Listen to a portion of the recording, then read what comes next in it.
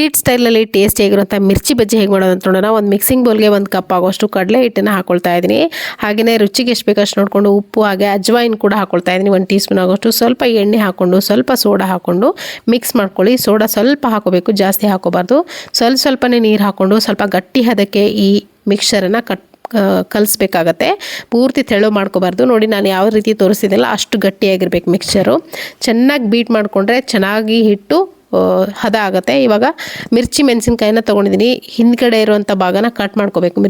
ಮೆಣಸಿನ್ಕಾಯಲ್ಲಿ cut ಮಾಡ್ಕೊಂಡು ಈ ದೊಡ್ಡದಾಗಿರುವಂಥ ಮಿರ್ಚಿ ಮೆಣಸಿನ್ಕಾಯಿನ 2 ಭಾಗ ಮಾಡ್ಕೊಳ್ತಾ ಇದ್ದೀನಿ. ಇದ್ರ ನಡುವೆ ನಾನಿಲ್ಲಿ ಉಪ್ಪು ಹಾಗೆ ಜೀರಿಗೆನ ಹಾಕೊಳ್ತಾ ಇದ್ದೀನಿ, ಪೌಡ್ರನ್ನ ಹಾಕ್ಕೊಂಡು ಇವಾಗ ಮಿಕ್ಸ್ ಮಾಡಿ ಇಟ್ಕೊಂಡಿದ್ದಿಲ್ಲ ಬ್ಯಾಟರ್, ಅದು ಕೂಡ ಚೆನ್ನಾಗಿ ನೆಂದಿದೆ. ಹಾಗೆಯೇ ಪಕ್ಕದಲ್ಲಿ ಎಣ್ಣೆ ಕೂಡ ಕಾಯಕ್ಕಿಟ್ಟಿದ್ದೀನಿ, ಅದು ಕೂಡ ಚೆನ್ನಾಗಿ ಕಾದಿದೆ.